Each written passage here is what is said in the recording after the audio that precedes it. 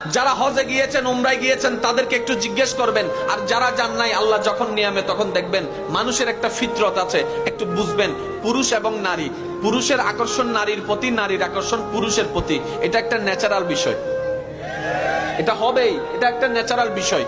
কিন্তু যখন আপনি আল্লাহর ঘর তাওয়াফ করবেন, লাব্বাইক আল্লাহুম্মা লাব্বাইক, লাব্বাইক লা শারীকা লাক লাব্বাইক, ইন্নাল হামদা ওয়ান নি'মাতা লাকা ওয়াল মুলক লা শারীকা লাক। এখানে বিভিন্ন দেশের পুরুষ আছে, বিভিন্ন দেশের নারী আছে, কত সুন্দর সুন্দর নারী আছে। কিন্তু বড় চমৎকার বিষয় কি জানেন? যখন আপনি ইহরাম পরে কিংবা ইহরাম ছাড়া তাওয়াফের মধ্যে যখন ঝুঁকে যাবেন, তখন আপনার পাশে কে নজরে পড়ে না? কোন সুন্দরী নারী নজরে পড়ে না? কার সাথে ধাক্কা লেগেছে নজরে পড়ে না? এবার আমি জিজ্ঞেস করলাম, ভাই তুমি না সেই ছেলে বাংলাদেশে যেখানে নারী দেখতা তুমি একটু কোনা চোখেও হলো তাকাইতা, আজকে তুমি এত সুন্দর সুন্দর নারী এখানে বসে আছে, তুমি তাকাচ্ছ না?